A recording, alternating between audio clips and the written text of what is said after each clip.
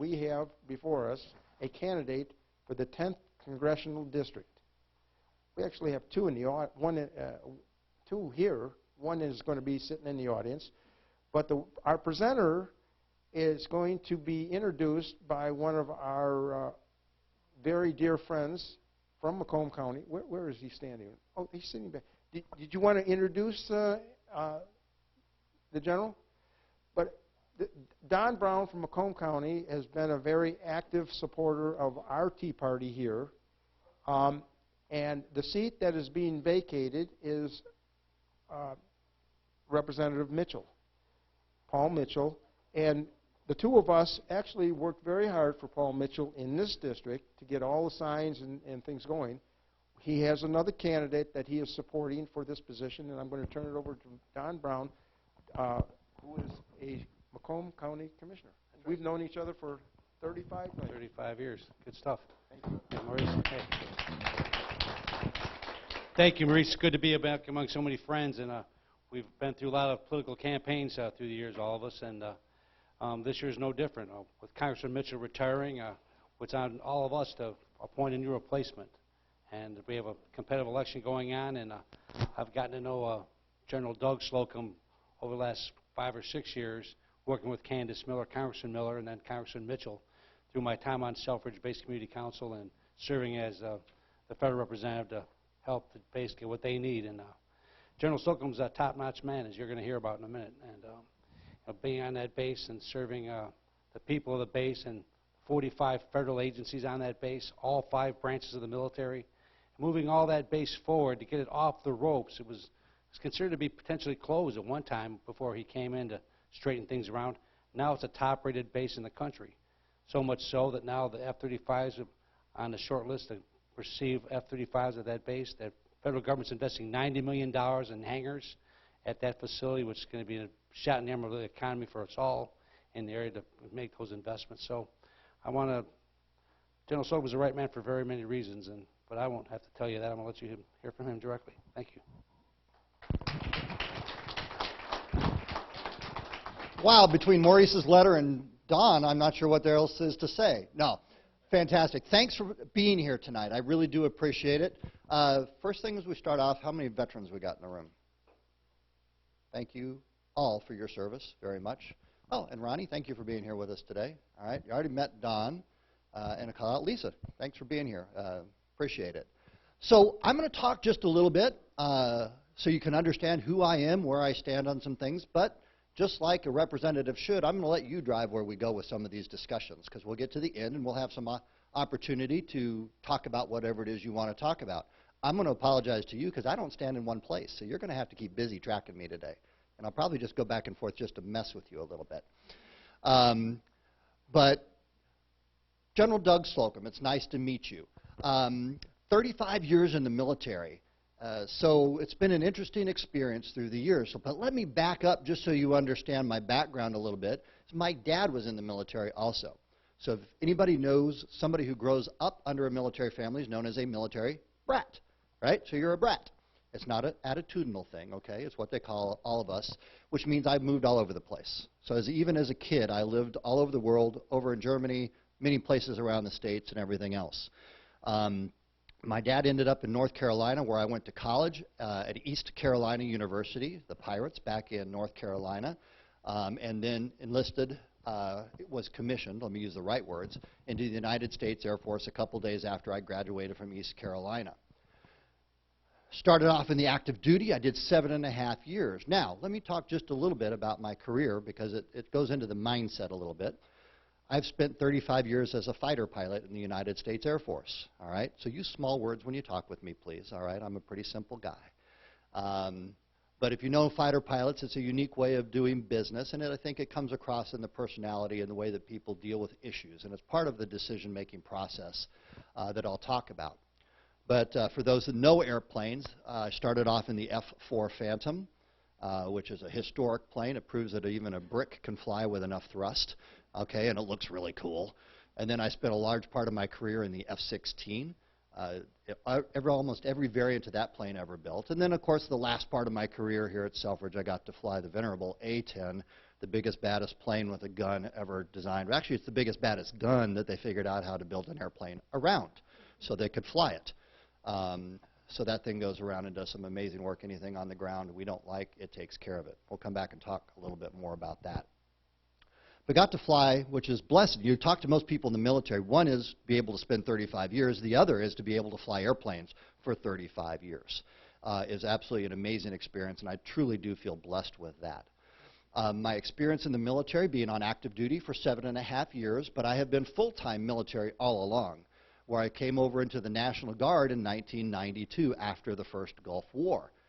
And then I've been full-time in the Guard ever since that. International F-16 training business down in Tucson, Arizona. There's over 30 countries that fly F-16s around the world, and they would come to us to learn to fly. So a lot of my time and everything was down in Arizona teaching not only U.S. students, but also international military students, and then doing a lot of work with their air forces overseas as part of that exchange of wanting to get our allies to be good coalitional warfighter partners with us.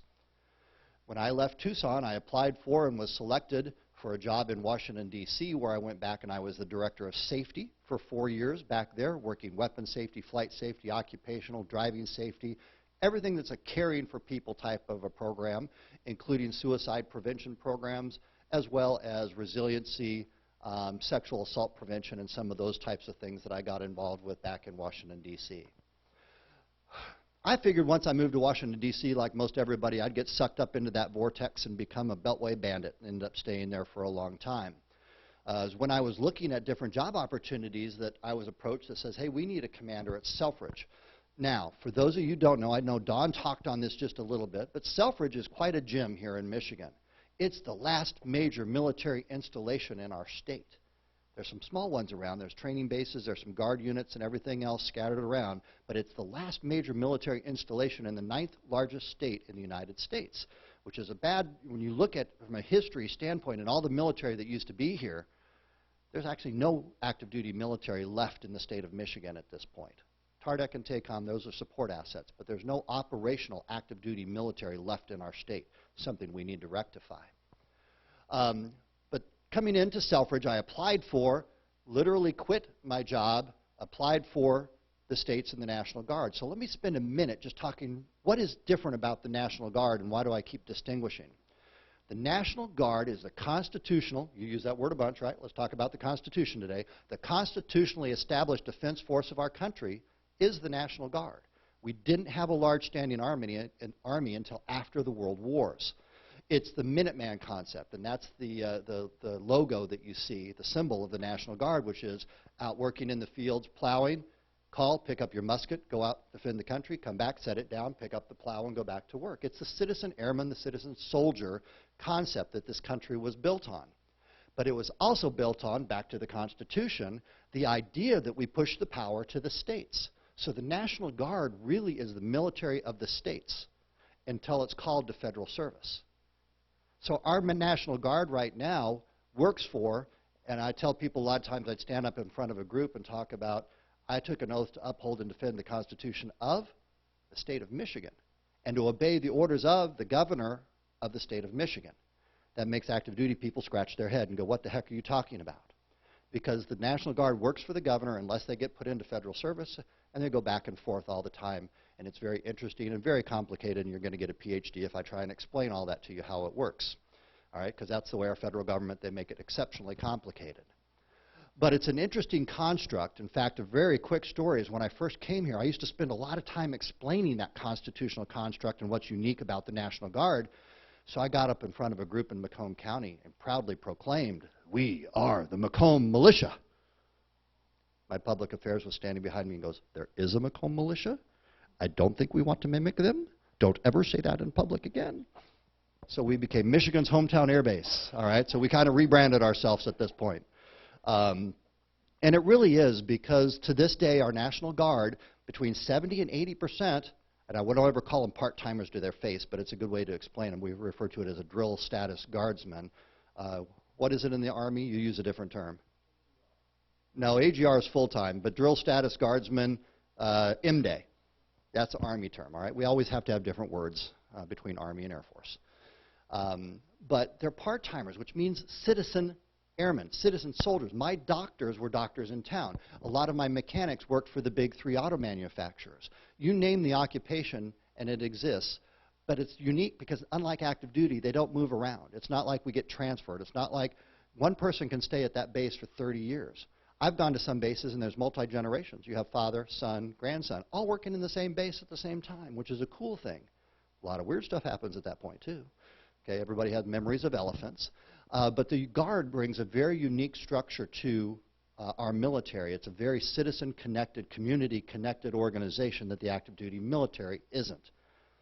But Selfridge, if you go look, you could go Google and go Selfridge scandal, Selfridge trouble, and you'll find it has a very troubled past.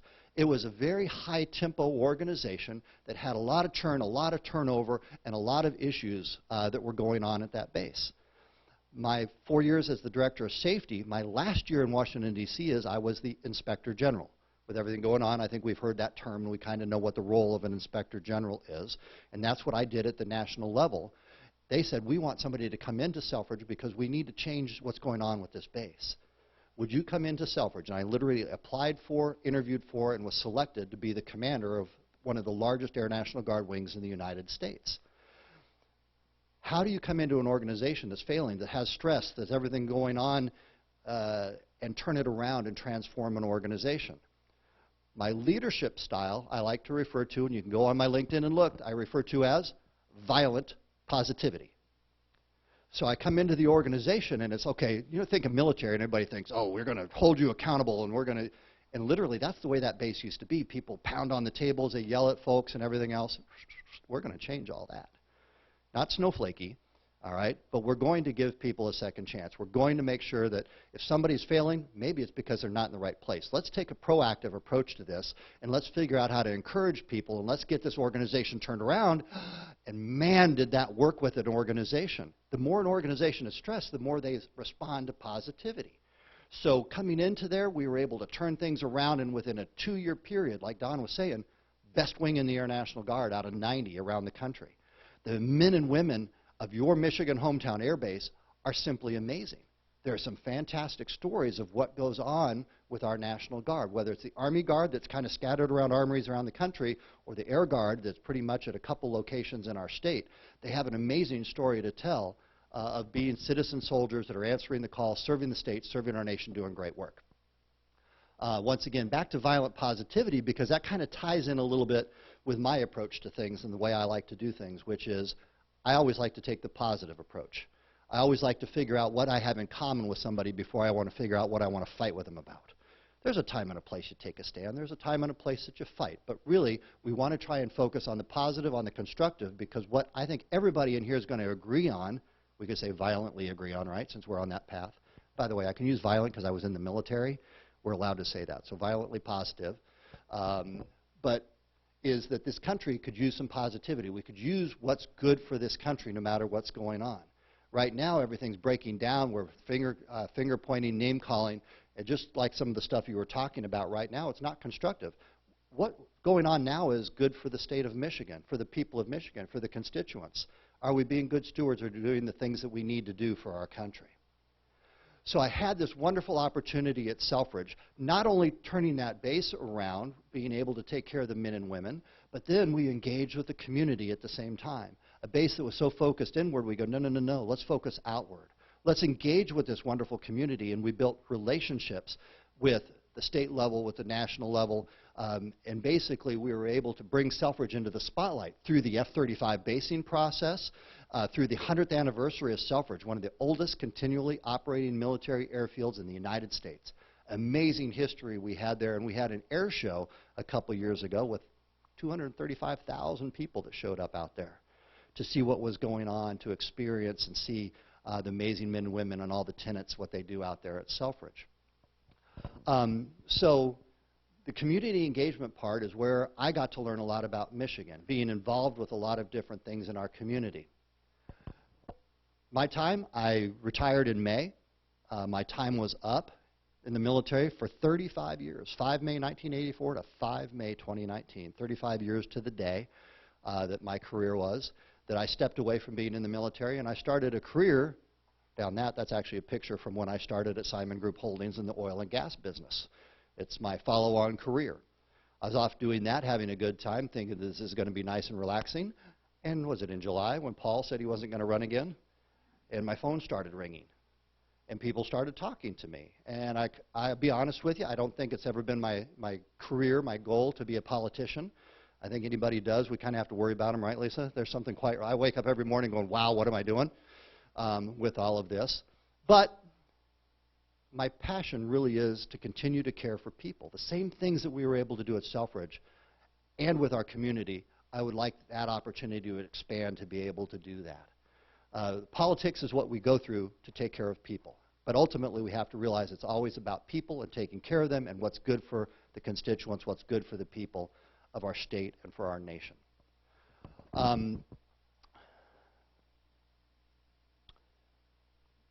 Wife, young daughter, she just turned into her teens. Pray for me. Yeah, I'm a late starter. I always joke that my daughter's first words are going to be look up at me and go, Grandpa. I go, no, Dad. No, Grandpa. We're going to get in an argument about that. But absolutely wonderful family and very supportive in what I'm doing. When I talk to her about, you know, what the life of somebody in Congress is like, and I explained it, how you're gone all during the week, and on the weekends you're busy and everything else, and she looks at me, she goes, and that's different how? So, okay, I got it. I got the support from the wife and the daughter in that particular case. But I wanted just to touch on a few things, just a little bit about me, and then we'll touch on some topics, and then I'm going to turn it over to you to drive this wherever you want to take this discussion. I'm a Christian. I was about 16 years old when I got to know God in my life and to accept Him. What was really weird is I was involved with churches way before that because it just felt like the right thing to do, but it wasn't genuine to me. It took a while for me to figure that out in my life. Like I said, strong Christian. One of the weird things about me, if you ever go dig up the history a lot, is I spent 16 years in a Christian band. And no, I'm not going to sing for you tonight, nor have I ever once done karaoke. Sorry. But had some unique experiences in that, doing a mission trip to Russia when it was tough to travel to Russia and everything else, and go back and see some of those experiences, and just amazing men and women as part of all of that. Hobbies. Don't really have any now. I'll talk about Second Amendment here in a little bit, because if I was to say I have any time for hobbies, I like reloading, I like shooting. We'll talk about that under the topics in just a minute. Don, what else is it on the background? Anything else I was going to hit on? Gee, thank you. But just a couple topics, and we'll drive it where you want to. So we just touched on Second Amendment. I know that in your introductory remarks you're talking a little bit about sanctuary stuff. So let me tell you what my thoughts are on some of these, and we'll then take it where you want to. Second Amendment Constitution, if you look at it, that's not bestowing rights on us. It's just basically saying that we have, and it's understood, we have the right to bear arms. Now, if you go down to my man cave in my house, I have a nice little gun collection, okay? I have some long guns, I have short guns. I used to bet my police folks, I said, you go out and you can outshoot me, I'll buy you lunch, all right? I'm not the best, but you're going to have to earn it, all right, if you're going to be able to do that. I like shooting. I'm not into hunting. I'm a real fur baby wuss, by the way, something else about me. Not against hunting, I just don't. But I love shooting. A couple of years ago, I bought a Scar Heavy. Gun guys in the room, you know what that is? Yeah, Army guys like that too. It's Special Forces, tan gun like this, 20-round magazines, every else, Vortex scope. All right. I bought that gun. I like to reload. I like to shoot that gun. But you know, in the little over 2 years that I've owned it, I've only shot it once. There's not a lot of places you can take it, and I kind of stay busy, so there's not a lot of opportunity. But my point is, I don't own that gun for home protection. I don't own that gun to go hunting. I own that gun because my Constitution gives me the right to own that gun. And my government shouldn't be scared that I own that gun. What scares me is when my government is concerned that I own that gun. When you look at history, all you have to do is look at when one side is armed and one side isn't, it ends up with tyranny. It's the difference between being subjects and being citizens, and that's what the Second Amendment's all about. So when our governor made the comments the other day about hunting or whatever it was, how off base could you want to be? Especially when it comes to a fundamental understanding of what our founding fathers and the Constitution gave us, didn't give us the right, they affirmed our right to own and to carry arms.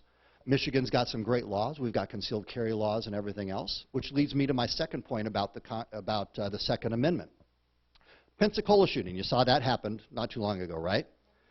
That was a Saudi national that was doing some training that brought a handgun in and was able to shoot and was able to kill a couple folks before armed security folks were able to take him out, right? What was the problem is nobody on a base, nobody on a federal installation is allowed to carry, right? So they didn't have to worry, just like a lot of the sanctuaries where people aren't allowed to carry weapons. They know that if they're the armed, they're going to be the only ones armed, and it's going to be a one-sided fight.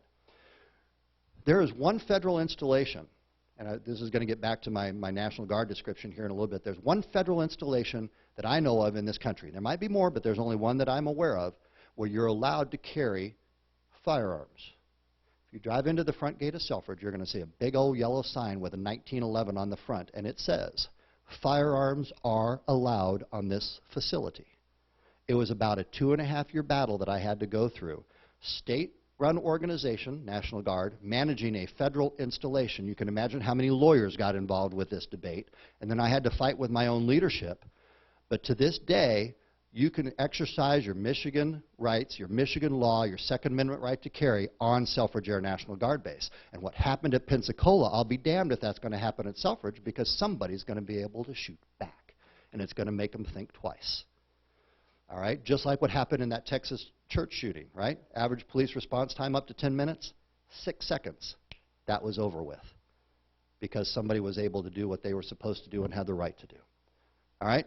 Questions on the Second Amendment, where I stand on that one? Pro, in the pro-con section. All right? Right to life. I believe in life is precious at all stages. And what I mean by that is from heartbeat and conception all the way to caring for our elderly. A lot of times we think of it just on one side, but you have to really think that all life is precious. Decisions we make all along in life, just remember, life is precious, whether it's here, whether it's here, whether it's on this side. Not long after I launched my campaign, my dad had a stroke. In fact, it was the night I launched my campaign.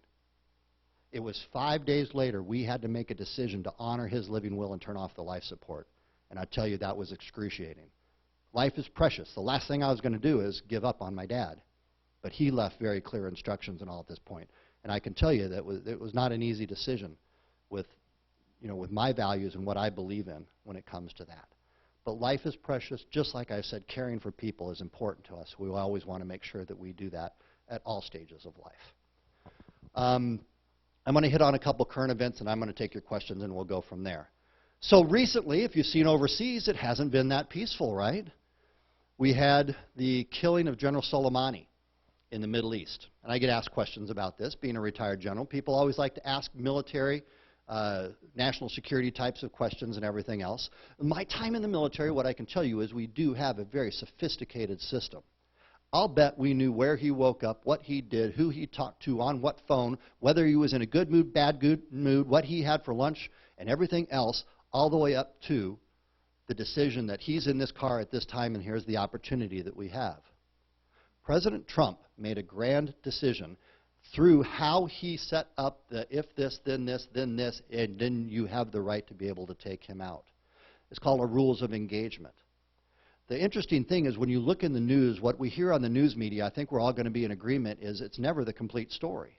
We never know what's really going on behind the scenes, and there's a lot that even the insiders don't know because it's classified for a reason that we do all that. This information that's provided to our national security team, to our president, to our decision makers, to be able to make the decisions. But what we have right now is a president who made a decision, a president who was decisive. Back to our Constitution, which is a theme I'm going to keep talking on here throughout this, is Congress immediately had a vote, right? And they said, oh, you need to come to Congress before you do something like that. Constitution 101 here. He is the commander-in-chief. He's not the voter-in-chief. He's not the one who follows the will of the people unless... I was a commander, and I'm here to tell you in the military, ultimately it was always my decision. It was my culpability. I was the responsible one. When I was the commander, this is what I'm responsible for, I make the decisions. And there's a time and a place, you make a decision like that, and it's not up for a vote. In fact, it's never up for a vote. Sometimes you listen, sometimes you get input. But a decisive commander makes decisions and we do things, and that's what we did in this particular case. That was an evil man.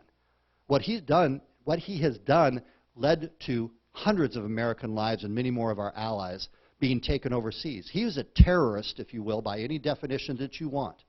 I said that life is precious, but I'm going to stand before you as a military man and also tell you there's a time and a place. You put a warhead on a forehead and a bullet in a bad guy because it's the right thing to do. We have to take action. President Trump took the right action in this particular case and eliminated a threat. Good decision. He wasn't at home at a desk in Iran. He was just leaving Iraq. He was a deployed commander who was up to nefarious stuff overseas. So a good decision in that particular case. Then Iran turns around, launches the missiles against al-Assad, and I don't remember, there was 2 locations they actually shot at, most of them at al-Assad Air Base. Once again, as our military has got some great capabilities, and we knew what was going on, they were able to take shelter, and it didn't cause any casualties. But what went on behind the scenes, again, we don't know. It de-escalated, which is probably a good thing, because that really had some potential to get ugly quick. But we're never going to know what really went on.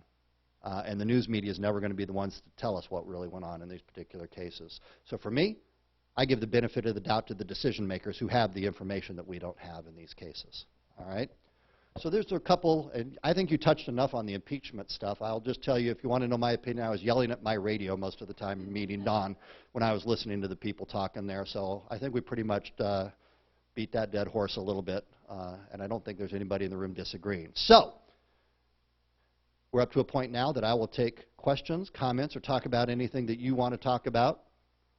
I think we have about 10 more minutes here with this. So, sir, you're up. Go. What? Maurice, you got to start? Wait, does he get to go first? Are we voting on this? What we're doing is a procedure. If you have a question, in order for the mic to pick this up, Okay. in order for proper broadcast, I'd like you to come step over here. Wow, this is very procedural. How about I repeat your question? You want to do that? Okay. I mean, you can ask it from there, and I'll repeat it for everybody. Oh, you want it on... Okay, I'm tracking with you now. I forgot. We're on tape. How's that telling me my age? We're on tape.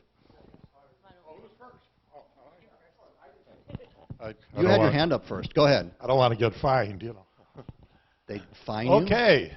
Your top 3 legislative procedures in the order of importance and your position in 10 words or less on each one of them. Okay, I'm going to start with a question, though. You said legislative procedures. No, preferences. Priorities. Legislative Can I put the priorities? When you're the guy and you get elected up in D.C., Okay. what are your 3 legislative preferences? Okay. Most important. And 10 words or less. And 10 words or less on your On each position one. on each. Okay. National security, homeland defense. We need to secure our country. Less than 10 words. 2, veterans. We need to take care of those who've taken care of us. 3, economy. Growing, steady economy solves other problems. There's 3 less than 10 words each. How's that? Good. These are kind of odd constraints, by the way, but all right. Sir. Yeah, what is your position on the rollout of 5G and its military applications, as well as smart meters and, well... 5G and military I get. Smart meters for? Homes. Okay, for home use and everything else. Anytime there's convenience, I think of it like the self-serve check. I'm going to answer your second question first. I think of it kind of like the self-serve checkout at a grocery store. They're not doing that for you. They're doing that for them. They do it because it's quicker, easier, more convenient for them, and that's what that meter is. They don't have to send somebody around and read the meters. There's not the mistakes. They're going to automate it. It's not for your convenience. It's for theirs, but you're going to pay for it. I guess I was alluding to the health concerns. Health concerns? I guess I'm not aware of any scientific about 5G. Yeah. Okay. You'd have to enlighten me on what the health concerns are with it. But let me answer your other question first, and then we'll come back to attack that, right? Which was 5G not being available here? Or 5G in general, worldwide. is it available? Is it good? I'm still not following. No. This all ties to health issues. Oh, yeah. Okay? Not aware of health issues with 5Gs.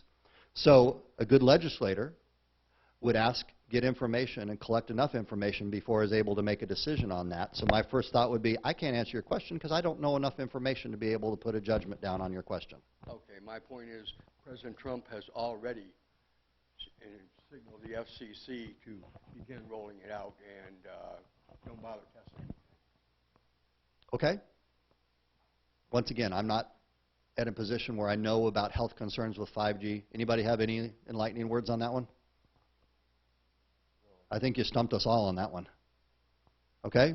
But my thought would be, if it's a concern, we collect information about it and figure out what the issues are. Okay? Y'all are a tough crowd. Yeah, I'm Go. Jack Dempsey, and Hi, Jack. your friend will tell you I'm a Sorium man, but you're looking at one of the men who's got all your landfills lying. I and Jim Seigel in Michigan, and we dealt with pollution. We take care of roads. We do a lot of everything. Okay? But the problem we have is DEQ in our landfill took Berlin's Feral sludge, most toxic sludge they had, and buried it in a Type 2 landfill, and we caught them. But what they did is DEQ, when we got our 641 plan done in Lapeer County, I was on all them boards and that, what they did is they took the suit responsibility back to the townships and the villages. They Okay. didn't do it anymore. We was the only one that fought them on that. So the problem we have in Detroit right now, and the city's saying, well, I'm going to take them to court. And there, before DEQ took care of all of it, they went out, they come after them with all their guns. Well, we had a Type 2 landfill going, street landfill going in Dryden Township, and they told the Dryden, yeah, they're illegal, take them into court, this big company into court. So where before the state took them in. So it's something for you to look at. Okay. I know you won't have the answers for it. Well, So are they doing the same thing in these cities and passing it all on to cities and the counties? I don't know that right now. and I don't either, but here's the point I would make to your question is, first of all, it's a state issue. That's right. Unless it crosses state lines, then it becomes an issue where the federal government needs to get involved. Once again, I'm going to keep going back to the Constitution, Articles 1, 2, and 3. All are about limiting the federal government and empowering the states. We're way off track with that. So as a congressman, I'd say the last thing I'd want to do is have a federal government answer to a state problem. That's But right. there's things we can do to encourage the state to help them solve their problems. But when you get into a landfill or something, and you're a township or a county, do you have resources to fight that big company? And that's what they did to us. Okay. But I don't know if they changed that or not. Oh, yeah, that's right, too. Yeah, that's why I said it's a federal, Yeah. this is a state issue that you're talking about. Well, So it would be being non-applicable. Being you're running for the federal position, I won't take up any more of your time, but they changed I had a brain virus. You gotta excuse me a little bit. It'll come to me in a minute. My patent rights, they changed them to first to file now. I just lost a set of patents I worked on for 12 years. And what they did, the Chamber of Commerce, and we had all this protection. And I had them laws down. I had the meetings tape recorded. I worked on that project for 12 years. We got down to the final, and I had the guy doing it, and he come up missing. His phone number got changed. He filed the patents on it. Nothing I could do about it. So the intellectual property rights on patents now are going down because they narrowed them down, and the big companies can steal from you. So now people like us, I'm working on another machine right now to put the largest chemical hauler out of business right now, and I don't even know if I'm going to go through with it or not. Okay.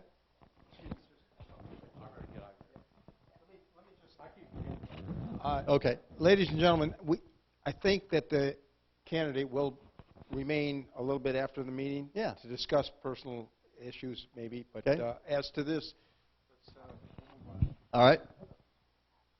Anybody that knows me would definitely know I'm not a Bible thumper. Okay. But I have a religious question or point to make. Okay. I'm watching today, because this country was formed on Judeo-Christian values. Correct.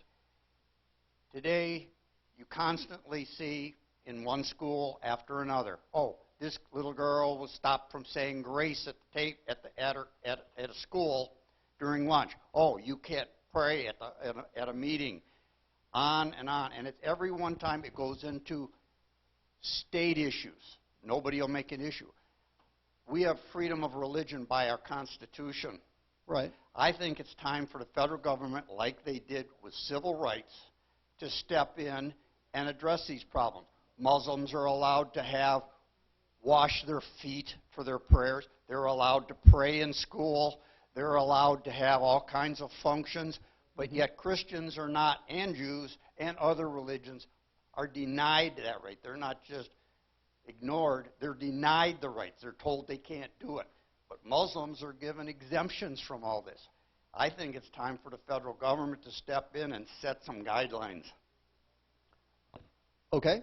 I agree with you. You heard I stand in front of you and I gave my profession of my faith and where I stand. I think most of those issues you're dealing with probably have to do with the active judiciary branch and interpretation of the laws that are on the books, or the interpretation of the Constitution, which I think is backwards from what it's intended. It's freedom from a imposed religion that is interpreted as a freedom from religion, and that's not what our founding fathers intended. Right, but the same things were done with the civil rights issue. They played the same word games with the civil rights issue. They're playing word games with religion today in the same way they did with civil rights back in the 40s, 50s, 60s. I lived through those years. All right. Okay, thank you. Appreciate it. Any other questions real quick? Yeah, I might ask a couple of questions. Why not? Is he allowed to? Do we vote on this? Is he a commander or is he a legislator? Federal issue. Yes. Actually, it's an issue that's just reared its ugly head. Okay. Near Port Huron area, regarding the dumping of nuclear waste in the Great Lakes on the shore of the. You're talking about the Canadian storage site across the lake. So what's now? How would you work with the president? Now, it's not necessarily in your jurisdiction if you got elected to this position, but you're next to adjacent. It becomes a federal issue. I'll disagree, and I will say that it is an issue because. Oh no, I say it is an issue, but I'm not sure it's within the jurisdiction of Paul. I'm not sure. Well, let me explain the role of, as I would see, to answer your question, the role of the legislator. It affects the well-being of the men and women of the 10th District. Right. You're damn straight it's an issue to deal with. Okay. Now, the job is to go and engage with the executive branch of the government in this particular case, who's in charge of relations with foreign countries to help address it. But to take charge, to take that leadership role is absolutely within the wheelhouse. Just like being a CEO of a company, that's what a commander is. You have your defined authorities, but the reality is your leadership goes way beyond those boundaries to your influence. You're bringing somebody on board to represent you and to make life better. If there's a health-related type issue, you bet. You make it your business, you go after it, you go get in touch with the people in the executive branch, the president if necessary, and say, we need your attention on this. Well, I assume that you are definitely opposed to what the Canadian government is doing. All I know is that there is a facility. I don't know what exactly is there and what the issues are and how they're storing it.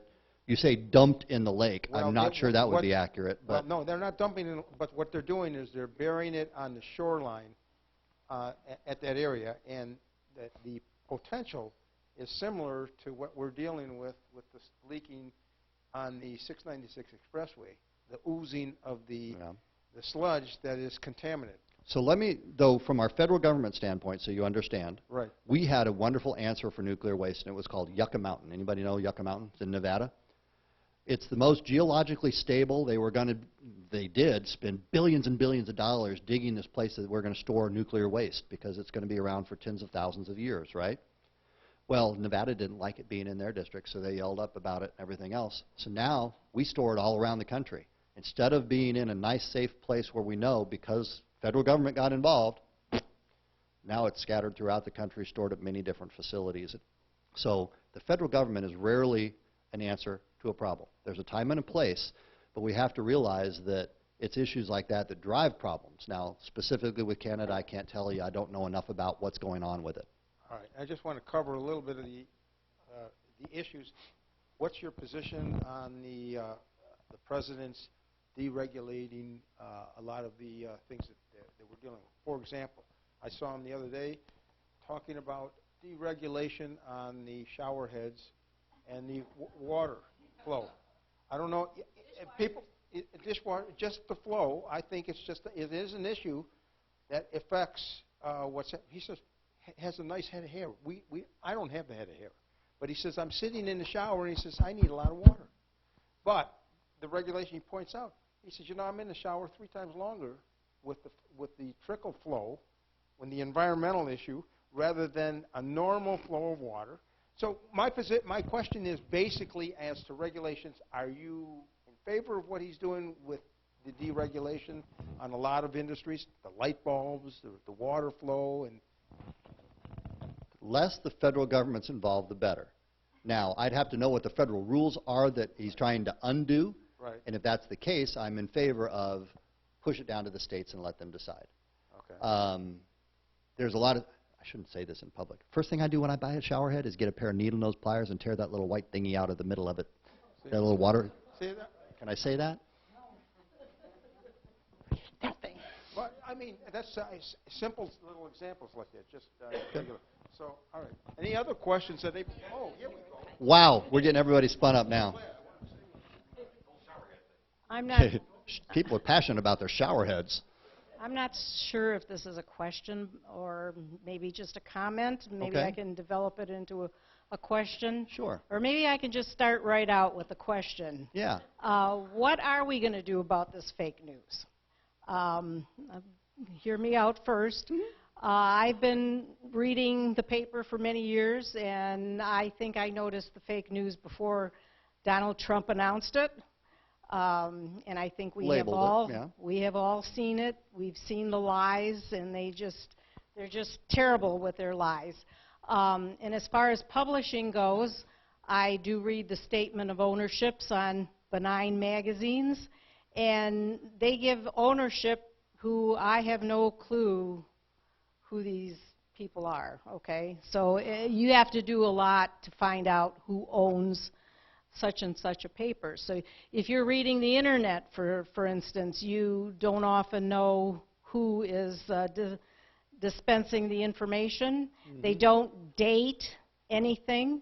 Mm-hmm. In the future, when we go back to read what was published, are we going to have any kind of adequate rendition of what history happened during this period? Okay. Even the print media is dispensing magazines that don't have dates on their pages. Now, I worked at the county press, and we had to have a date and a page number, and the statement of ownership had to be in there, and it was clear. Mm-hmm. Okay? And I don't think that the federal government or whoever is in charge of taking care of these issues is monitoring it very good. But we do hear a lot from the left complaining about Rush Limbaugh. Okay. That has been going on for, what, 30 years now? So I think something needs to be done about this news that is turning out to be all tabloid. I mean, when we had just the print media, we could decide that, yeah, that was just the National Enquirer. We can't believe everything on those pages. But now we're not sure what we can believe. So I think It's a lot to unpack. Is there a question in that? yes, what are we going to do about this fake news? I mean, Okay. these companies have a license to publish. Okay. Okay? And I think Is that your they question? should be held to Okay. account. And who's going to do it? Somebody needs to do it. And Okay. when is that going to start? I have lots of questions. And it's kind of late because we have an election coming up in 2/20. Two parts, I'll answer that very quickly. All right. One is newspapers are a business. The best way to change that is consumerism. All right. They play to the sensational. People consume the media. They pay money for the media. If the people didn't consume it, they wouldn't do it. There's supposed to be an ethical standard, but they realize they're chasing the dollar. So you have to kind of look at the media through that lens to understand the professional media. The internet has no such regulation. Anybody can write anything. It's academic vomit that comes out on the internet, okay? Anybody, bleh, it comes out however they want. And I don't think we want the government trying to regulate the internet either.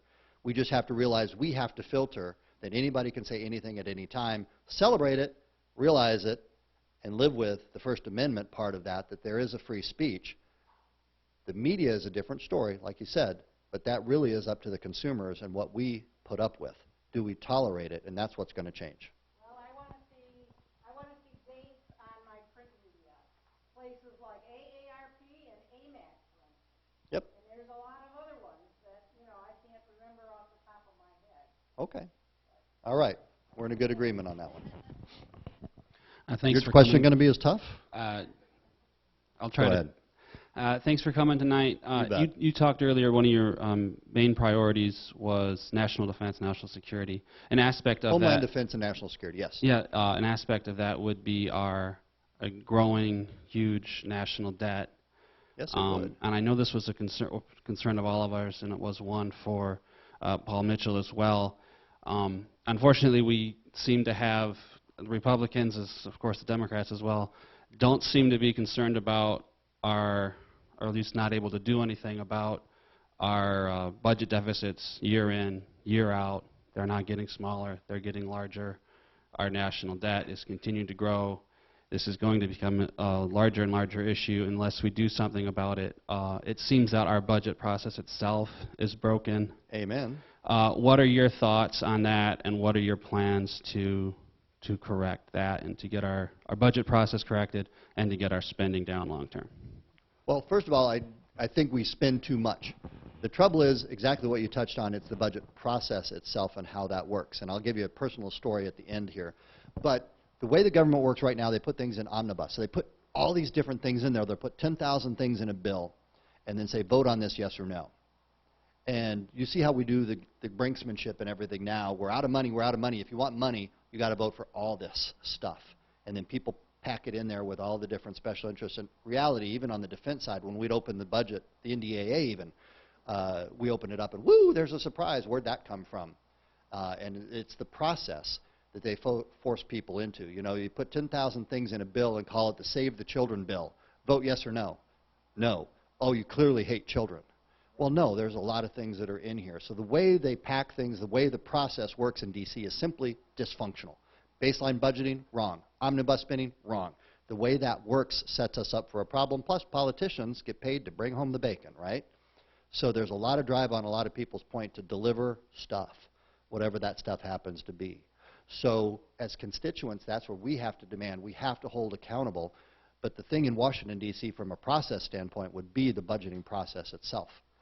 I was in Washington, D.C. I spent my 5 years back there watching some of this insanity work out. What we have going on right now should drive every taxpayer nuts. The continuing resolutions, we've done it 9 years for the federal government. DOD got a 1-year break where they did a 2-year budget in it all. But we would get to the end of the fiscal year, spend, spend, spend. Stop. 30 September, quit spending. We start the next year, we don't have a budget. You have to continue to spend at the level you had last year. No new spending. It's at a reduced level. Until we finally come up with an agreement, come off a continuing resolution, which was as late as April one of the years. Now we have all the spending for the year. Go! Spend, spend, spend, and you have to start rolling back spending 2 months prior to the end of the fiscal year, so you have about 2 or 3 months to spend all the money. All the contractors know that. They jack the prices up, and the taxpayer gets fleeced. That's been the standard in Washington, D.C. for the last 9 or 10 years, and I'm telling you, it's dysfunctional, and it ought to make everybody mad. Statutorily established procedures that the president submits a budget, it goes to Congress, they go through these processes, and they haven't followed it. They want to impeach somebody, they're not following their own laws. Every day right now we're missing all of those hoops and everything that they say they're going to follow and they haven't to help constrain the spending, just like you're talking about right now. So there's an accountability side, plus the process just simply needs to be reformed. How about the rollout of Space Force? Space Force.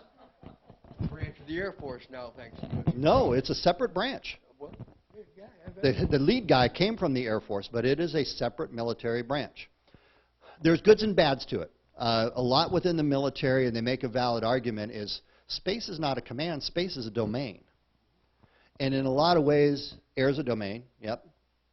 Land's a domain, we call that the Army. Well, what are the Marines? That's not a domain. Cyber, that's a domain, but we don't have a cyber force yet. Maybe we will. So we're not being consistent in how we are setting up. And to be quite honest, if you look nowadays between the different domains, there's people in the Army that work the cyber domain, that work in the air, that work in we talk about, for example, I'll use an example, Israeli Air Force or the Israeli Navy. In reality, those don't exist. They have the Israeli Self-Defense Force. I think we ought to have the U.S. military. Whether you're on a ship, whether you're working in a tank, whether you're flying an F-16, what does it matter what service you're in? We're holding on to a legacy in a lot of ways to come up with these, and it's redundant, it's not efficient, it leads to inter-service rivalries. In the reality, it's one team, one fight, and we could probably have a lot of efficiencies in how we do our national defense if we took those barriers away of all the different services. So mixed emotions on it. We need to focus on space. There's a lot of things that are going on, but at the same time, it kind of goes counter to smaller government, leaner, meaner, better, and being better stewards of our taxpayer dollar. Okay? Space Force. I can't wait to see what their uniforms really look like. I'm thinking different colors with the little badges over here, and if you're beaming down to the surface, if you're wearing red, you're dead, right? Phasers? Go ahead. Well, again, thank you for being here. When you were talking about the internet, you seem very reluctant, as a lot of lawmakers do, to get involved with that. My problem is our federal government is contracted with Amazon for storage, for security, Google as well, Apple, number of type things on that. We have corporations, Google itself, that when you put a search algorithm and you look for something, it is being manipulated intentionally by a lot of these corporations for things that don't show. Right. So is it, when you say that you're not for regulation, at what point do you consider, or just letting them go, considering the fact that most people in their daily lives spend twice as much time on social media on their phones than they ever do on a television or a radio, and we very strongly regulate those. Mm-hmm. So what is your stand that you never get involved in that? Oh, absolutely not. With our situation, with just the things that are going on, as somebody who's kind of in the tech world a little bit, it's really, really concerning. A lot of the stuff that's going on, and I don't mean just that somebody should say, well, you can't post this or that, on Facebook or whatever.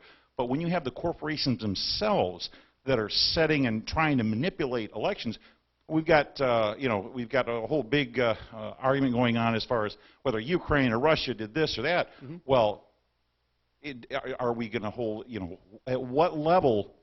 You tell me. At what level do you think we get involved, or we start to do something about that? Because I've been hearing that for a long time, and it just keeps getting worse and worse and worse. Correct. Now, you heard me say the federal government is rarely the answer to problems, unless it involves interstate issues that the states can't address. And that would be a perfect example.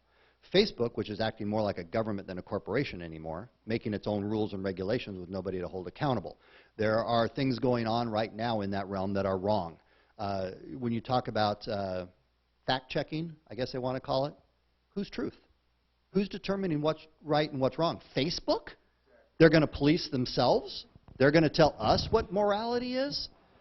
Okay, that's messed up. We've got it completely backwards at this point. Because one person's belief, if you go talk to people overseas, they're going to believe what they've been taught their whole lives, and they have a different worldview than people that have raised in Western Europe or somewhere else. Who says what's right and who's wrong? Facebook or other organizations like that are stepping in saying, we will. Danger. Real danger in this particular case. So it's a balance between First Amendment free speech rights, but at the same time, you're right, we're being manipulated by corporations. What is it, the money that Facebook was going to come up with, the currency, the Libra, and everything else? Cryptocurrency. Are you kidding me? A corporation, that's a governmental function. They're acting like a state, not a corporation in a lot of ways. So there are times and places the government gets involved, but it's rare. Okay, 2 more questions. Yeah, okay. I'll stop when you tell me to stop.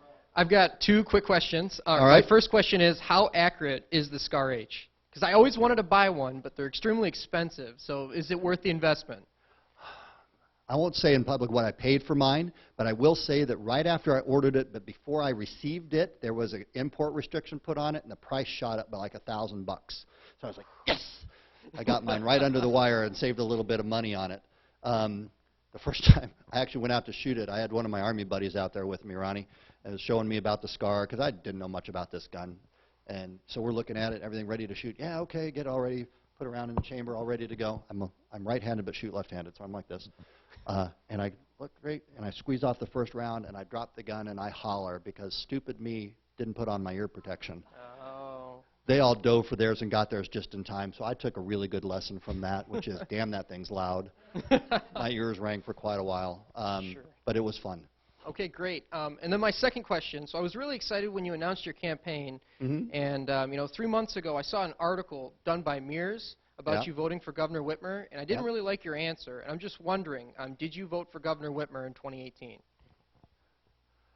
My voting record is private. Okay. I will tell you, what isn't private is you can go look at who I gave money to, and you're welcome to do that. What is it, opensecrets.org, and you can go see that I'm an early and strong supporter of Republicans, including President Trump. Great. All right? I did work for the governor. Like I said, and that's why I brought up the National Guard and everything else, is that we work for the governor as the states. So I've been at every state of the state we've had. So All right, great. Thank you. thanks. Yeah, my question's short, too. Yeah. We have a very unconventional president who, Really, you think? who, to his credit, is Yeah. getting things done. Yeah. I'm hoping my representative in Congress can be unconventional Okay. and get things done. Are you the guy? I think so, because one is I stand on principle. And I think when you look, I think that distinguishes me from certainly a lot of what I see and experience from the folks in Washington, D.C. Okay. And what I tell people when it comes to what I'm going to stand for and what I'm going to do, I put three things up on the mirror in front of me, the core values: integrity, service, and excellence. Am I being a person of integrity, doing what I said I'm going to do? That's what President Trump's done, kept his word, by the way. Service before self. Am I rationally focusing on the priorities of other people, in this case, the constituency that I'm serving? Is this good for the people of Michigan? Third is excellence, which means continually improving. Are we getting better with each thing that we do? And I'll look at everything through that lens right there that's going to determine the way that I do things. Techniques, my technique, like I said, is being violently positive, but I'm also the type, I don't raise my voice. I'm a diplomatic type of a person when I deal with individuals, and I also want to seek out common ground with people. So that's my technique that I think sets me apart, at least from what I've seen a lot in Washington, D.C. Okay. Okay? And I do want a real quick closing, if I could. Absolutely. All right. So one thing I think we'll all be in agreement with is that whoever we vote for in the August primary that has an R behind their name that's in this race is going to be damn sure better than anybody that we've got running who's got a D behind their name. So I do want to shout out to all of the wonderful people that are running, that are going forward and putting the effort into this race. And I will support anybody. And the other thing is, you're not going to hear me say bad things about the other candidates in the race. Anybody ask me about somebody else, I'll talk about myself, what I stand for. That's the type of person that I am. What you'll find from me, though, is experience at the international level, working with different countries in different modes, different times of training, working with exercises around the world. So I'm used to dealing on the international stage. On the national stage, back in Washington, D.C., doing everything I need to back there. Caring for people programs, working with states, working with federal agencies, been there, done that, got the T-shirt. Glad I got out of D.C. when I did and came here. Not sure why I want to go back. State level, working at the state level in the agencies, building partnerships, building coalitions, bringing different groups of people together to solve problems, all the way down to the community level. That's one of the things I think that distinguishes my service, which is 35 years of being able to do that on all those different levels and proven to do that. And that's what I want to carry forward for the people of Michigan. That's why I'm running for Congress. And thank you so much for your time and everything tonight. I appreciate it a lot. I just wanted to thank him very much for appearing here, and Don for bringing him. I want to echo his sentiment. We have some very good candidates on the Republican side in this battle to fill a very important seat, which Paul Mitchell did very successfully, in my opinion. So we have a very interesting race that's going to transpire here, and I wish all the candidates well in this battle. And I thank you for your time and effort to come before us. That brings us to the next member of the agenda. And by the way, you will stay around for the balance of the meeting and talk to the public. Okay, thank you. Well, you can use my seat. I'm standing up here, so we have, all right, we have an interesting issue in Lapeer County that needs to be addressed, and we have District 7 Commissioner Ian Kemp, who's going to present this issue. It's a county-wide millage dealing with the emergency medical service that we have in the county, and we have with him Russ Adams, who is the director of that service, and they're going to present this issue, and again, educational and informational for us to make a decision, and I believe this is going to be on the August ballot. And I do want to preface my comments by thanking the commissioners for one specific reason. We just went through a battle on a special election dealing with a local issue that cost the taxpayers a lot of money because it was a special election. These commissioners found some wordage problems, and which they'll explain in their presentation, and decided not to make a special election out of it, but to bounce it to the ballots that are regularly scheduled on the proposal. And I thank them because in reality what happens is we have a cost savings. It is the general assessment for a millage, and the ballot proposal is going to be on that. With that said, I'm going to turn this microphone over to our Commissioner, Ian Kemp. Thank you very much for being here. Thank you. Thank you very much. You know, it's great to be back. I've been in front of you folks a number of times over the years. I will say I never flew an F-16, so this might not be that exciting. I did ride the Ferris wheel for 24 and a half hours one time. That was kind of interesting. But for those of you who don't know me, my name's Ian Kemp. I'm the county commissioner from District 7, which is Emily Township, Emily City, Elmont, and Elmont Village. Most people, however, know me because I'm the fair manager for the past 22 years, so everybody knows me as the fair guy. But that said, yes, what happened, and just a little bit of a correction, that would not have been a special election. And let me just, actually, let me start by Brendan Miller is sitting back here, and he is one of my fellow colleagues on the county commission, and he's here to make sure that I don't screw up tonight, so thank you, Brendan, for being here. I also want to say, and I always say before I speak anywhere, I am speaking on behalf of myself, and we have 7 county commissioners, and we vote all individually, and so my comments tonight are my comments and not the county commission's comments. But in saying that, let me go back and give you a little bit of history of the whole ambulance scenario in Lapeer County, because I'm a huge believer in history. I mean, you know, we're destined to repeat it if we don't know our history, right? When I started as a county commissioner, there were only 5 county commissioners in Lapeer County. For those of you who remember Lapeer County history, that tells you how long ago I started as a county commissioner. One of my districts was, or part of my district at that time, included Goodland Township and Attica Township. We had a situation in Goodland Township in my first 2 years as a county commissioner, where we unfortunately had a lady who was bit by a bee. And that lady, because there was not an ambulance anywhere near and did not arrive for a long time, and she did not know she was allergic to bees, basically was in a coma for multiple years from that point on until she very sadly passed away. I said at that time to myself, if there's any way that we can get better ambulance service and better coverage in Lapeer County, that needs to be a priority for us. Now, you know, people say government works slow, so I don't know, it was probably 18 years later that we actually got to really get into something with some teeth to hopefully help out that and alleviate that problem. And that's because in Lapeer County for a long time, we had Lapeer County EMS, which is a municipal authority.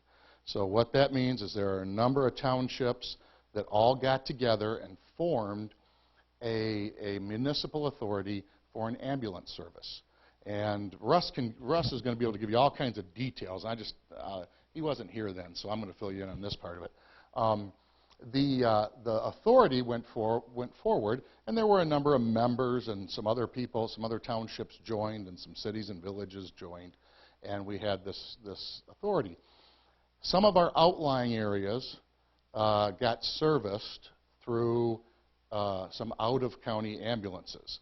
And that's really what happened in Goodland Township, very sadly. it was one of those, we thought they were taking the call, we thought they were taking the call, we're all the way up in Marlette, we're all the way over in Lapeer, and it just got dropped, quite frankly.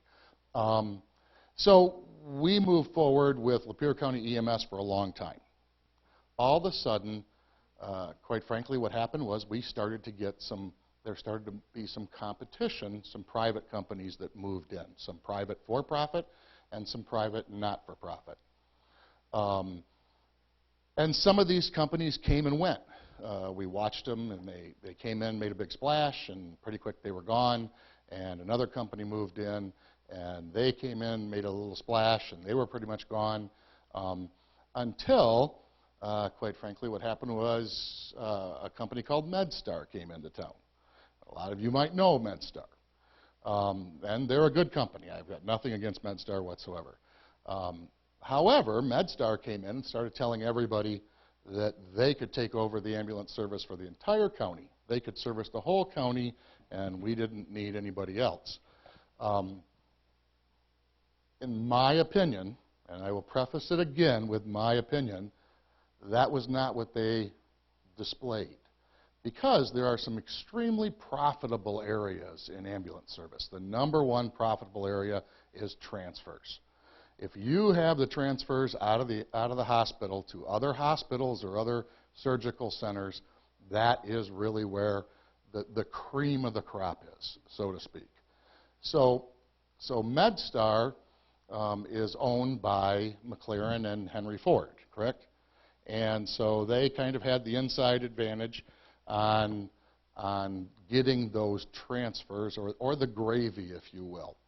Now, the analogy I always use is if you and I were going to form an ambulance service, we were going to form our own ambulance company, and we were going to go out there and put this business out in the public, we would service one area in Lapeer County. We would service basically the greater city of Lapeer area, because that's what's profitable.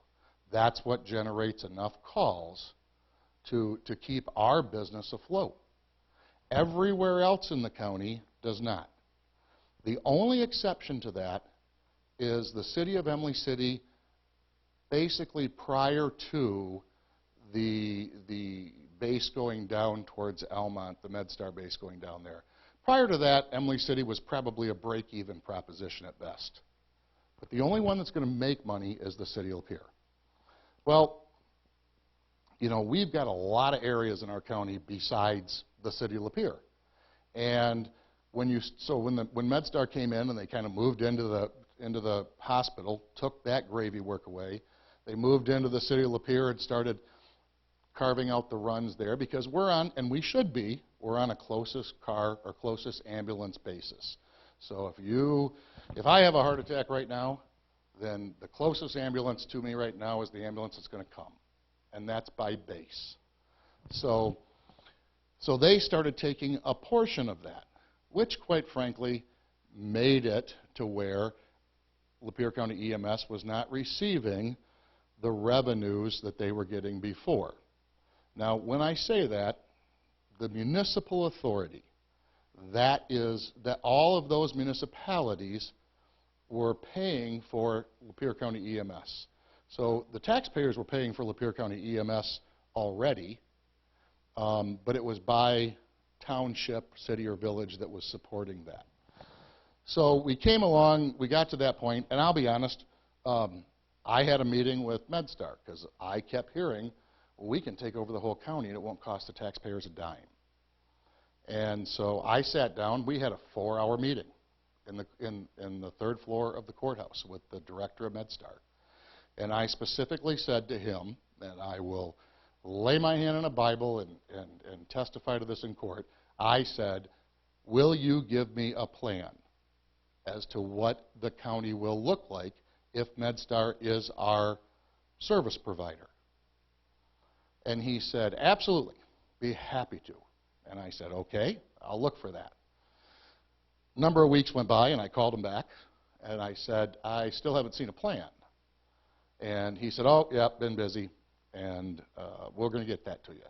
To this day, I, or anyone else in this room, has never seen a plan as to what that would look like. Well, in my opinion, there's only one reason that is, and that's because all those outlying areas that they're not going to give service to. I mean, the director can come in here, and him and I will argue about it till we're blue in the face. But if you were going to do it, you'd do it. So at that point, we started looking at alternatives because we really felt that the citizens of Lapeer County needed good ambulance coverage. And when I say we, there were actually a number of us commissioners that got together and started looking at that. And I was, quite frankly, working with the EMS board at that point to see what options they had available.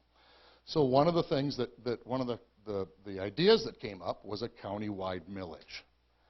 So under a county-wide millage, what that would do is that would take away the municipalities from funding it, and it would be a direct millage that was voted on by the people. Do you want this or don't you want this? It was a choice. So we decided to go with that, and the other point of that is, and EMS came in and said, not only can we do this, but we can do it and not charge the co-pays out of pocket for the Lapeer County residents that use the service. So and this is actually huge if you really think about it, and Russ can give you actual numbers as to how huge this is, but if you know, my mother or my father or your father, you know, if they need an ambulance and they have an $800 copay, they don't pay that copay with Lapeer County EMS. And for a lot of our, especially senior citizens, that's a huge deal because they're the ones that use the ambulance the most. So with that plan, we move forward. And the way this is structured, if you will, is the millage is really the county's millage. The county commissioners put the millage on the ballot. And we then receipt that money in directly to the county, and we contract with Lapeer County EMS to provide that service. So that's the way it's structured. I will tell you, the county does not take a dime off the top for administration fees or any other kind of fees. Every penny that you pay in that EMS millage, well, I shouldn't say that. I can't say that, can I, Russ? Because we just got over this battle. In the proposed millage, every penny you pay, except for a very, very, very small piece that comes out of the Lapeer County or Lapeer City DDA district, which is $6,000, almost to the penny, isn't it? Other than that $6,000 that the Lapeer City DDA siphons off because our state government tells them that that's okay, every other penny goes to Lapeer County EMS to provide the service throughout the county. And what we did was we kind of zoned out the county originally, or EMS, because Russ has a board of directors that are made up of a number of the township, city, and village officials. And so we zoned off the county, and we went to work putting bases in those areas of the counties that didn't currently have bases. And we have done that. Well, I shouldn't say we, they have done that. And we have pretty good coverage right now. I think there's still some discussion, and there's still some things that probably need to be moved around a little bit in the county, without a doubt. I don't think Russ would tell you that they don't look at that every day. But we have good coverage in our county now. We have coverage in areas that never had coverage before. So moving forward, the county commission voted to put this on the March ballot. Correct, Brendan? Brendan is our election guru at the county commission. So when we have election questions, we go to Brendan. They voted to put it on the March ballot. Unfortunately, there was one word missing out of the language that we had approved, and when that was brought to our attention, we decided to take that off the March ballot, and we're going to put it, well, I shouldn't say we're going to vote to put that back on the August ballot, which is probably a much better time to run the election anyway. There'll be a lot more voters in the August ballot there would have been in the March ballot. I will tell you that one of the reasons that we decided to do that, because I think under normal language we might not have it. Probably wouldn't have been that big a deal. But in the last time we ran this millage, and we had all the attorneys tell us that the language was good and there was no issue and you're good to go with it, and we did, and lo and behold, guess what? We ended up in a lawsuit. All that lawsuit did was cost the taxpayers of Lapeer County money because it got dismissed in the end. And we had to fight and fight and fight to get somebody to admit, because there were 3 townships that sued us. Out of those 3 townships, 2 of them said publicly they were not putting any funding in that lawsuit. One of them said they were putting $5,000 towards that lawsuit. They fought that lawsuit all the way through the courts and then appealed it to the state appeals court. Now guess what? $5,000 doesn't get you all the way through the court system and through the appeals court. Doesn't even come close. And we fought to get basically a public acknowledgement that MedStar was in fact funding that lawsuit. And you folks paid for it. You paid for the defense of that. So basically out of Russ's budget. So that's kind of what's gotten us to where we're at right now. Do we have a perfect system? No. I mean, I'll be the first one to admit that. I don't know that there's a perfect system out there. If we could put an ambulance on every single corner, that might be a perfect system, but we can't.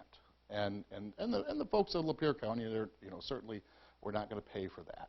But we can get an ambulance really close and within reasonable time frames, and quite frankly, hopefully, if you don't know that you're allergic to a bee and you get stung in the future, there's an ambulance that responds and responds very timely. And Russ is actually our statistician. I mean, he is the director of Lapeer County EMS, and he has more statistics than Carter has liver pills. So that's true, Russ. But why don't you come up, Russ, and give them some of the numbers that I think you'll. Thank you. You got to use the microphone. More than liver pills? I don't need a mic. This room is not even close to big enough for me to need a mic. I'm going to give you 3 background components of who I am before I go into those numbers. I actually began with Lapeer County EMS after the successful millage. So I'm like a gold digger, right? I came in after they got the money. The reason being, I got involved in the millage campaign. I spent my career in Oakland County as a fire paramedic, lieutenant, and captain. I've been in public service and public protection my entire career. We're over 30 years at this point. And when I heard there was a conflict with private EMS suggesting they could do something that a municipal organization was doing, maybe at a cost savings or something like that, I had to come and listen because I had experience with that. I was a councilman in Ortonville. While I was a firefighter, we had a private agent come in, take over an EMS organization and say, we're going to be there, we're going to do everything. Less than 6 months later, they disappeared. They were in where the money was. They had moved their truck to Flint, and they would come to us when they felt like they could. So I came to be part of the organization and understand the process. I now live right in the city of Lapeer, and so it was first person for me. I didn't want to see this process change. The second thing that I'll say is my belief in, uniquely, because we're here with the Tea Party, government. We've talked a lot about the Constitution, and I believe it's our government's role to provide safety and security for our community. That's a primary role, infrastructure, security, those types of things. Not necessarily organization and other, but much like a police force, EMS is a life safety value for our community. It is not a profitable value. Standing at the ready, waiting for the worst event in someone's life to happen, and being prepared to intervene is not a profitable venture. Our police departments don't make money, our fire departments don't make money, and our EMS companies don't make money. So that concept is where I come from. The organization that I'm now lucky enough to lead has been a municipal organization, as Ian shared, from the beginning. It has been supported through per capita fees and fees associated with the transportation of patients. So that brings us to where we are now. Clearly, I'm a supporter of the millage, but more in the concept of what EMS is and what the needs of our community are. I can talk, and I'll share and open to many and any questions. The example that Ian used about copays and deductibles or out-of-pocket expenses is very pertinent. There's one small caveat with that, is that it needs to be an emergency event. Now, of course, that makes sense because the millage was for emergency medical services. But sometimes people need an ambulance for a scheduled event, maybe a dialysis treatment or a known procedure or a transportation. If it's not an emergency, then it isn't covered by the millage. That's a contracted thing that we negotiate with insurance companies in different items.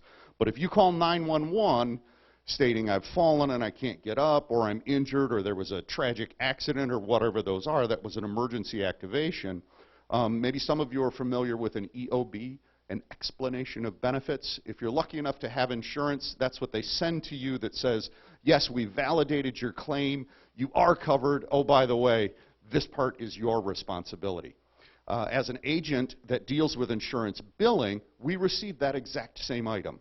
So when you, as the proprietor of the insurance or the customer receives it, we as the biller receive the exact same thing. And at that point, we check a little box and go, okay, paid. So the crazy thing is that not only is the fee waived to you, but we credit your count as being paid. And what that means, if your copay was $800 and that transportation bill was $500, the next time you go to the doctor's office, you only have $300 left because we waived that $500. So there were a lot of questions about this. Is it appropriate? Is there propriety in doing that? There's actually laws established by the Centers for Medicaid and Medicare in regards to anti-kickback. In other words, I can't entice you to use my service for a discount. It's all of these different things. So all of the laws on this were vetted out, and it's called an area resident program. Because you as the taxpayers support the system that provides the care, we enter into a contractual arrangement to waive those out-of-pocket expenses. So yes, it is legal. Yes, it follows all of those laws. So now, not only do we talk about it affecting our most vulnerable residents, let's talk about the volume of the dollars that have been waived. So this is our current millage that we're operating under that ends at the end of this year is 1 mil. So it's 1 mil on every taxpayer's address. It generated $2.6 million in its first year. So that's over 4 years. You can do the math on that. The interesting thing is we've been able to reduce that for our next go-round. We've reduced it by 10%. I don't know many bills in our lifetime that get reduced by 10%. So we're going to be asking for 0.9 mils. But at the end of 2019, we calculated exactly how many fees have been waived. And in 2019, for that calendar year, we waived over $400,000 for Lapeer County residents. Those were out-of-pocket expenses that were not charged. They were charged or billed to the patient, but they weren't responsible for paying. Since the inception of the millage in 2016, so it started, our billing cycle started in 2017, we've actually waived over $800,000 for Lapeer County residents. By the end of the term of the millage, it's going to be far in excess of $1 million. You're going to say that math doesn't really add up. If you've done 400 in 1 year, but you only did 8 in 3, it's confusing, but it isn't like buying a hamburger. In other words, when I take you to the hospital, it may take me up to a year to finish that billing cycle through insurance companies and all of those other things. So our accounts receivable and aging accounts are crazy. And so for the first 6 or 8 months of that new billing area resident program, it was very slow to come in, and it is now ramped up, and we see a consistent write-off is how we were able to achieve $400,000. We would look to be very, very close to $400,000 again in this year 2020. So in excess of $1 million given back to residents for their emergency medical needs. There's a number of different things that we've done in regards to establishing the organization and establishing true county-wide EMS. One of the things that Ian alluded to was the fact that we were always around the county, and by statute, by law, we are responsible to all of the county. But all of the county wasn't paying for us. So there were 14 owning municipalities at that time, and several of the municipalities that didn't pay for us had made other arrangements or however it may be. But we were still responsible to those communities if a need arose. So out of all of this, we found a way to distribute that cost across the county. And that's really the basis of a millage. So what we have now, in 2016 we had 5 stations. We had 27 full-time employees. In 2018, as a result of the millage, we have 8 stations, and we have 54 full-time employees. So we put 3 more stations on the road, doubled our full-time staff to meet the needs of the community, and that is our primary and sole responsibility, is meeting the emergent needs of the community. I now, he talked about statistics, so I'll give you a couple of them. I now quantify every medical call that goes into 911. Lapeer County's lucky in that we have one PSAP, that's a primary service agency or location that 911 calls go into, and they dispatch every organization, whether it's fire, whether it's police, whether it's medical first responders. So I get a list of that monthly, and I find out how many times our services were used and how many times any of the competitors in the county were used. And then I break that down by municipality. And starting this month is the first month, I'm now sending a report out to all 27 municipal partners within the county of Lapeer that says this is how many times 911 was dialed in your community and requesting EMS response. This is how many times we responded. This is how many times somebody else responded.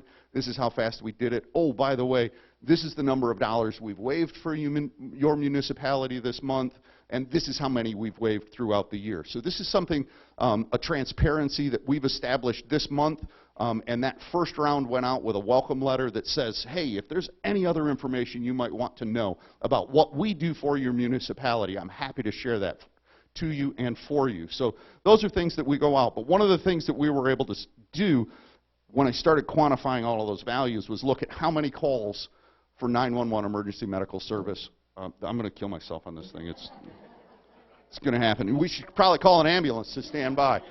So how many calls for emergency medical service do you think happened in Lapeer County in the year 2019? Understand that we've got about 84,000 residents, 86,000 residents. Any idea? Guess. 800 calls for emergency medical service? That clearly would not support a system. So no, it's considerably more than that.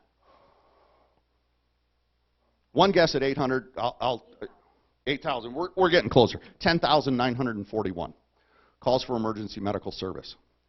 So what that means is every time an ambulance moved, they had to notify 911 that they were out of service or busy taking care of a call or in response to a call for service. So there were over 10,000 calls for service.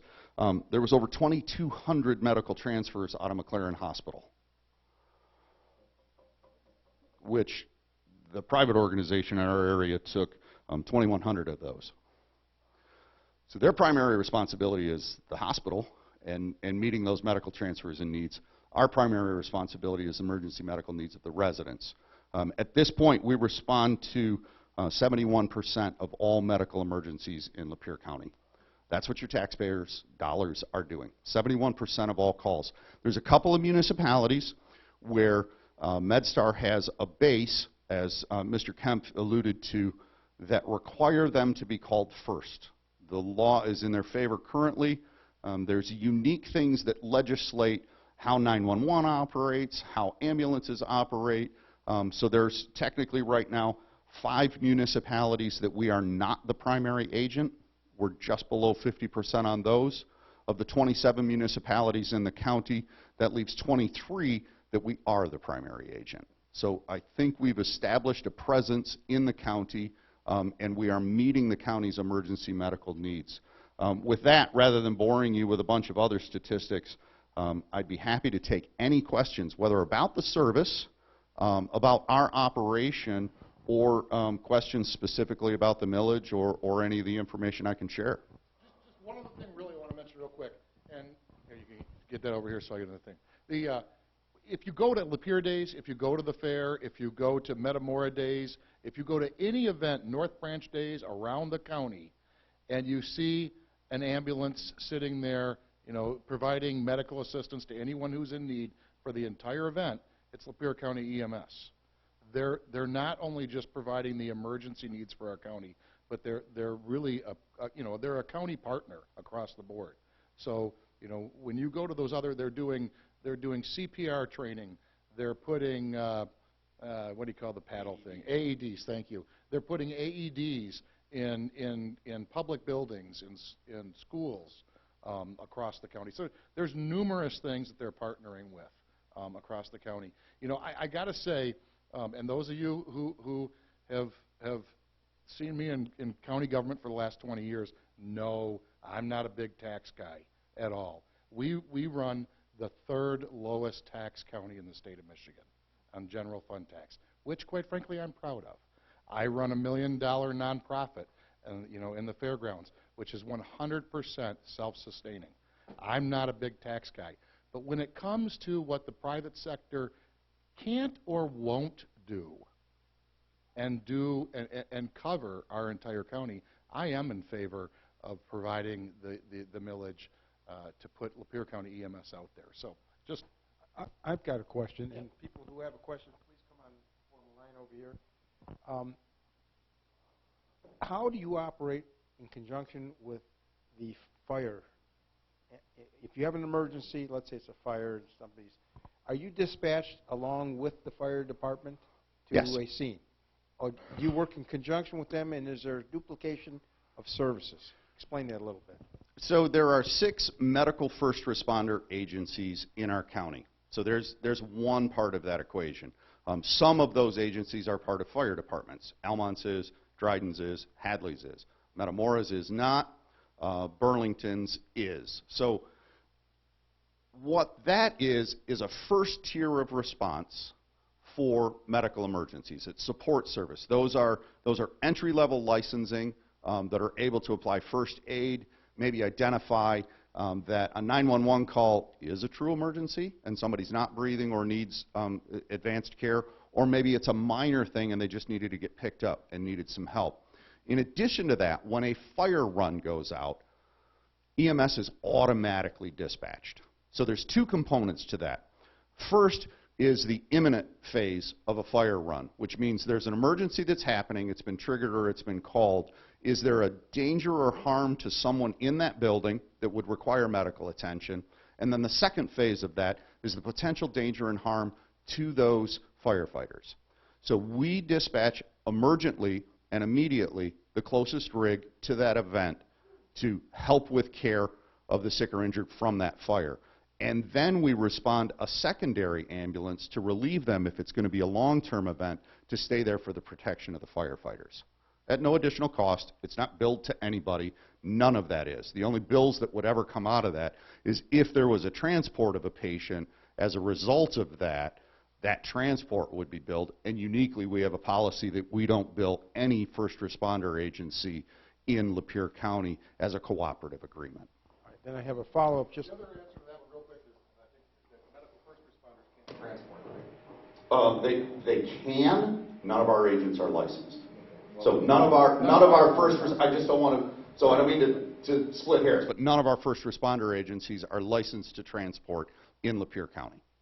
Well, okay, that was one of the questions I was going to ask. Is if you respond to the scene and you find an emergency, and they need a medical, where do they go?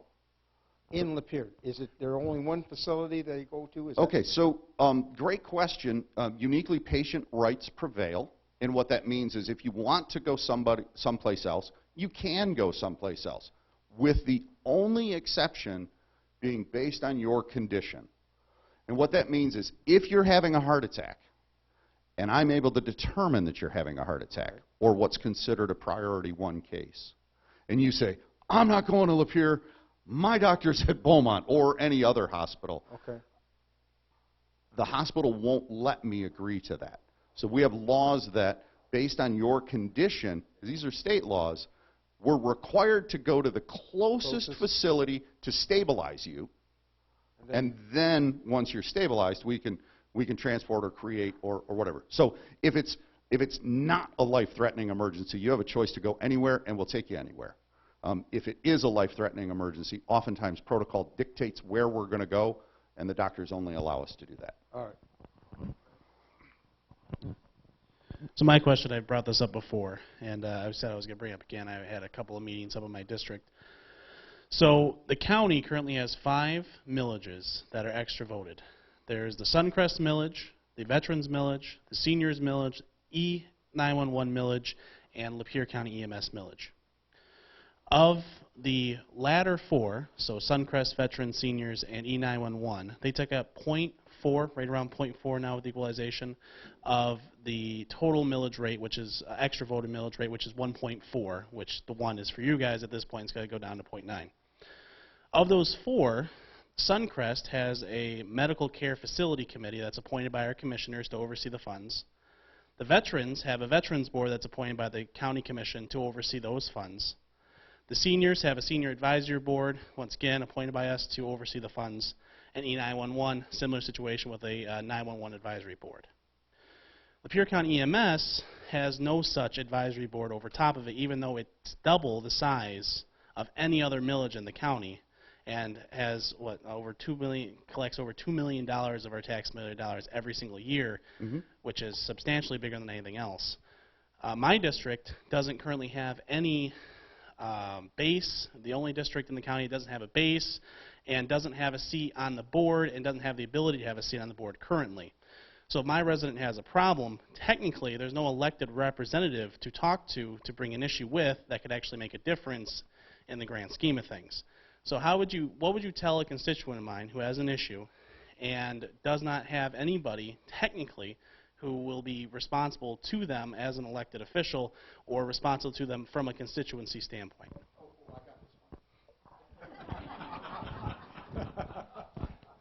I would tell them technically their representative is Brendan Miller.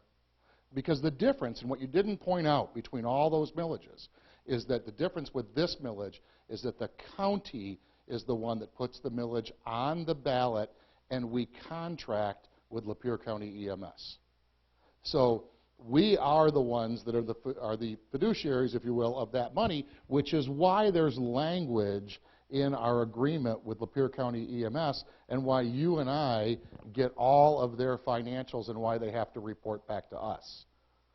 So technically, you are the representative for your constituents with the EMS millage. But wouldn't you agree that I, even as representative, can't tell EMS what to do, nor do they have to listen to me because, so let's say, for instance, Veterans Board, okay? There's an issue with the Veteran Services. They can immediately come to me, and I can make a difference because I can talk to the Veterans Board because the Veterans Board's going to have to listen to me because I appoint them to the Veterans Board. Same thing with the Seniors Advisory Council. If there's a senior that has an issue, they can come to me, and I can say, well, I'll talk to the person who we appointed, especially in that situation where there's actually a district-appointed person from myself, so I can go and do that. With this, let's say we have an issue with the financials, and I go up to them and I say, hey, I want to see this, this, and this. Let's do this. Or how about we do this? They can say no to me and not even have a single repercussion of it. Well, I wouldn't agree with that, no. First off, I would say that's true. There's some truth to that in some of our millages, others not, because like the veterans is so tied up from the federal government and how we can spend and what we spend that money on, because most of it goes to some sort of match. However, the repercussion is from the county commission because we can say to them as a group, we're not putting this millage back on. We are ending. In fact, we can actually go one step further, and we can actually end the millage. Correct? 60 days notice. So. Right. So we do have that power as a collective. It is true, we don't appoint the person, we don't appoint that board. But there are, as you well know, there are a lot of boards. The med control board that we don't control. You know, we used to when we owned the hospital, and then Lapeer County sold the hospital long before me, and then they, you know, our hands are, we don't have any control over that board. But I would say the people on those boards are local elected officials that are on they're on actually Russ's board of directors are all local elected officials. Well, wait, now, let me just ask, intercede here. If he has a problem with the financials, and Mr. Adams is the executive director of EMS, you would go directly, Brendan, I would suggest you go directly to the director and find out exactly what's going on if you don't have a member of the board. Or is there an existing board on that? Sure. And what is happening is Mr. Miller's district does not have a member on that board? Mr. Miller's district does not. Deerfield was the last sitting, and they chose to remove themselves from our authority. So they had an opportunity to stay, chose to remove themselves, and they took a buyout. There's a structure for exiting any municipal authority. There's a couple of things. I'm going to concur with they were part of the lawsuit. I'm going to concur with everything that Commissioner Kemp said. First, there's an interlocal agreement that's established by the county commission that you are part of that executing team. So should you choose to terminate an agreement or have disregard with some of the operation, there's specifics within that agreement. But primarily what I would say is that if any member of our community, whether they have a voting voice on our board or not, has a concern with our operation or our circumstance, as a member of the community, we're going to be responsive to that. If they have a concern about our dollars, we're public, as in municipal, so we can't hide anything. You can FOIA it if you want, but I've turned over our budget to the city of Lapeer. They're not an owning organization, but they wanted to see it. I'm not going to make them jump through hoops. Absolutely. That's what you want. You can have it. This is what we have. So if you have a question about our organization, our boards are public, our board meetings are public, and they're open. By the way, we moved them to Tuesdays.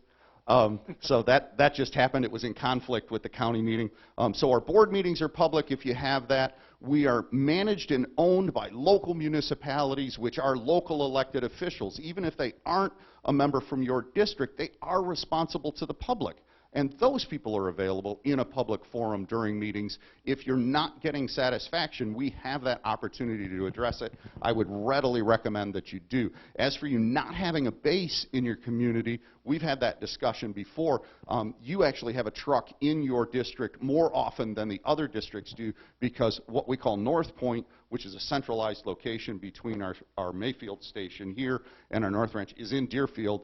And we post there. So anytime one of those other trucks go out, we go and attend to that need so that the north end is met. So there's all kinds of information there. All right. I think we're going to take one last question here, I believe, and then we're going to move on. Well, first, gentlemen, again, thanks for being here.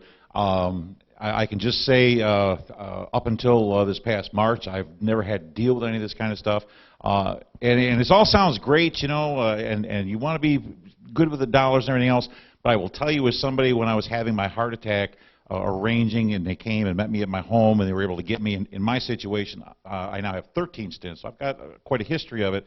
Was stable enough, they were able to take me directly down to Troy Beaumont, fixed me up, had no damage, and so I was extremely grateful for the service. It was great service. They took good care of me.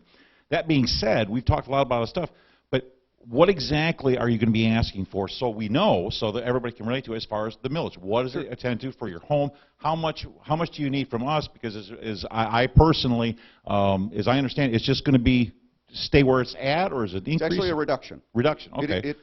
I like to hear that. So. It's a renewal with a reduction. I mentioned we were able to cut it by 10%. So it's a renewal with a reduction. Our original term was 4 years. We're going to ask to go 5 years, and the reason for that is also being fiscally responsible. That way it falls on a general election cycle. We were struggling here with this one potentially falling outside of it, so we want to make sure that our funding is consistent. There's some laws about whether you're renewing a millage and when a millage ends and all of those things. So in order to eliminate any of those concerns, we went to 5 years. Not to extend it any further, but to make sure that those election opportunities happen on general cycles. And by reducing it, 10%, which is 0.9 mils on every $100,000 home ends up being $90. Is that what that is? So 100,000 of SEV, 0.9 mils goes to, but that's also reduced by the Headley Amendment. So this first go round, because it's a renewal, it'll be 0.895 something something, and it keeps on getting rolled back because it's a renewal. Because property values go up, that new millage at 0.9 mils will generate $2.8 million. Originally it generated 2.6, so there's a $200,000 increase there. But I think all of us can agree not many things have stayed level in our home bills. Our gasoline bills are going up. We all know our health insurance bills are going up, and we're no different as a business or organization when it comes to that. But the thing that I would close with is 0.9 mils. We're looking for 5 years. This is not a business that's being supported through a municipal tax. This is a municipal organization that's being offered to the community-wide to establish that care. So those are the thoughts and comments. You also have the truth in taxation, so you have the Headley rollback. Yeah, the Headley rollback is what I was referencing when it actually gets rolled back to 0.89 and some other change. All right, I want to, we've run quite late, but quite frankly, it's very, very informative. We thank you for appearing, and we may ask you back again just before the election, so